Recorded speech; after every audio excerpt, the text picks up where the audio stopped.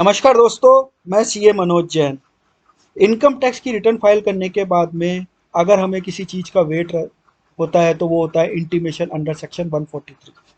Intimation under section 143 के colour से ही हम ये आइडेंटिफाई कर सकते हैं कि हमको डिमांड अराइज हुई है या हमने जो रिफंड मांगा था वो हमें मिला या नहीं मिला।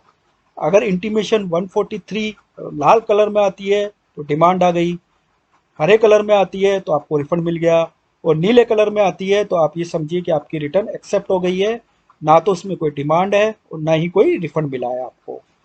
अगर ये लाल कलर में आती है तो आपको इस डिमांड को या तो एक्सेप्ट करना है।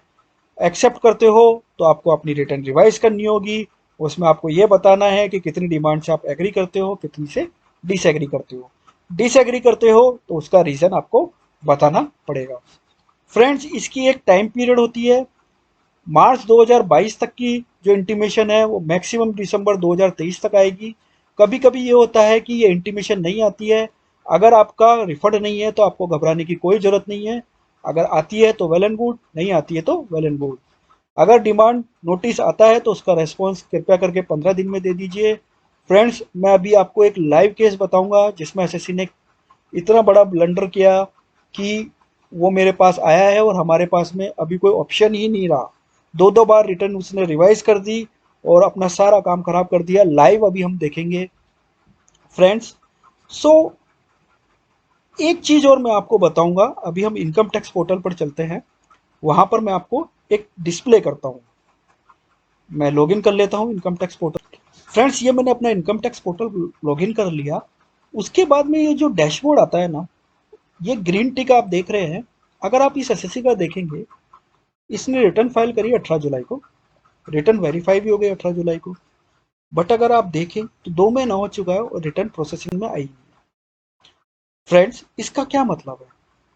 फ्रेंड्स, अब मैं आपको दिखाता हूं कि जो इन्होंने रिटर्न फाइल करी थी उसमें कितनी बड़ी मिस्टेक हुई और इनको कुछ समझ में ही नहीं आया। ये एक लाइव केस है, लर्निंग केस है, हम सबको इससे कुछ समझना चाहिए। अभी हम चलते हैं रिटर्न फाइल के सेक्शन में। फ्रेंड्स, ई फाइल में इनकम टैक्स रिटर्न में व्यू फाइल रिटर्न मैंने ओपन की। जैसे मैंने आपको बताया कि इन्होंने अपनी रिटर्न फाइल करी थी 18 जुलाई को। अब हुआ क्या कि इन्होंने 18 जुलाई को रिटर्न फाइल करी। इन्होंने देखा कि रिटर्न फाइल हो गई, वेरिफिकेशन भी हो गया, सक्सेसफुली वेरीफाइड भी हो गई। 12 अगस्त तक इन्होंने वेट किया। फिर इनको लगा कि पता नहीं क्या हो रहा है, ये रिटर्न फाइल हो रही है, हमारा आगे प्रोसेसिंग नहीं जा रहा है। किसी ने इनको सजेशन दिया कि आप रिटर्न ही रिवाइज कर दो। इन्होंने रिटर्न रिवाइज कर दी। 12 अगस्त को अगर आप देखेंगे तो रिटर्न रिवाइज हो गई। सॉरी, इससे पहले इन्होंने 11 अगस्त को रिटर्न रिवाइज करी अपनी। 11 अगस्त को रिटर्न रिवाइज करी, इनको कुछ नहीं आया तो इन्होंने क्या किया, 12 अगस्त को अगेन उसको रिटर्न को रिवाइज कर दिया। अब फ्रेंड्स, अगर ये व्यू मोर पर क्लिक करते तो इनको पता चलता कि जैसे ही इन्होंने रिटर्न फाइल करी थी जब अपनी ओरिजिनल, उसी टाइम पे ये रिटर्न डिफेक्टिव और इनकम्प्लीट हो गई। अब ये डिफेक्टिव और इनकम्प्लीट क्यों हुई वो अभी हम 2 मिनट में समझते हैं। क्योंकि रिटर्न प्रोसेस नहीं हो रही थी, इन्होंने 2 बार रिवाइज कर दी। तो आप ये ध्यान रखिए कि आपको तीसरी बार रिवाइज करने का मौका ही नहीं मिलेगा। अब फ्रेंड्स, अगर आपका ऐसा केस है कि आपकी रिटर्न तो वेरीफाई हो गई लेकिन प्रोसेसिंग के लिए नहीं जा रही है, प्लीज दो चीजों पर आप स्पेशली अटेंशन रखिए। दो चीजों को आप बार बार चेक कीजिए। पेंडिंग एक्शन में जाके सबसे पहले तो ये चेक कीजिए कि कहीं आपको कोई आउटस्टैंडिंग डिमांड का नोटिस तो नहीं आया है। जैसे यहाँ पर कोई डिमांड का नोटिस नहीं है। फिर जो सबसे इंपॉर्टेंट चीज है ना, ई प्रोसीडिंग, इस पर एक बार और क्लिक कर लीजिए। अगर वो बंदा इस पर क्लिक कर लेता ना, तो क्या होता कि जैसे ही उन्होंने रिटर्न फाइल करी थी ना, उसी टाइम पर उनको डिफेक्टिव नोटिस अंडर सेक्शन 139 आया हुआ था, जो उन्होंने देखा ही नहीं। अब ये क्या है, ये है कि आपकी रिटर्न डिफेक्टिव है।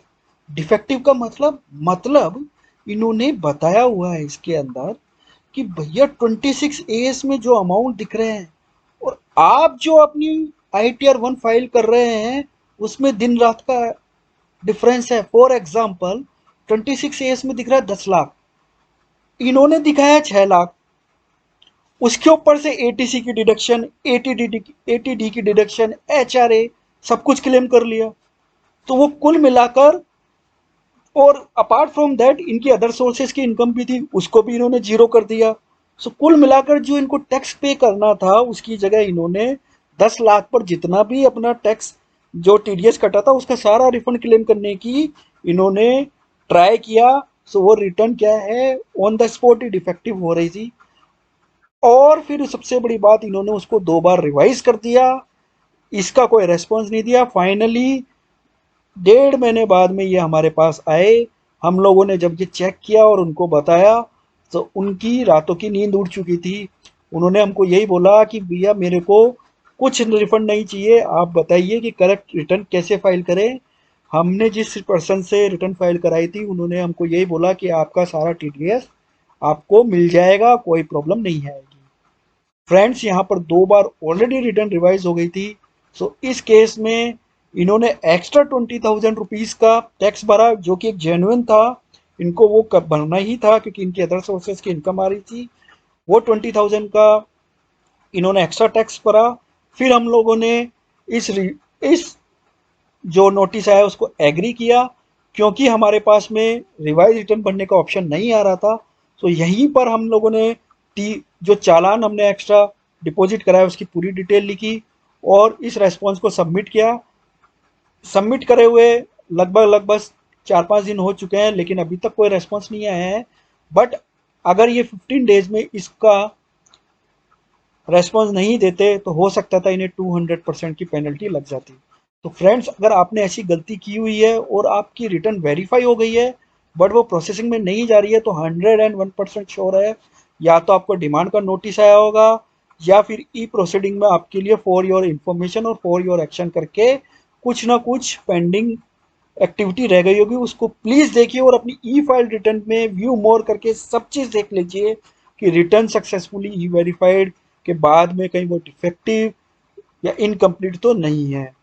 फ्रेंड्स, इस तरीके से आप अगर कोई नोटिस आता है तो उसका रिप्लाई कर सकते हैं विद इन ड्यू टाइम में, अगर आप इसको particular time to time check करते रहेंगे। अदरवाइज आपके लिए प्रॉब्लम क्रिएट हो सकती है। सो फ्रेंड्स, ये मेरा वीडियो था इंटीमेशन से लेके आपको इनकम टैक्स पोर्टल पर क्या चीज़ें चेक करनी है। वीडियो अगर अच्छा लगा हो लाइक शेयर सब्सक्राइब करना ना भूलें। तब तक के लिए जय हिंद जय भारत, धन्यवाद।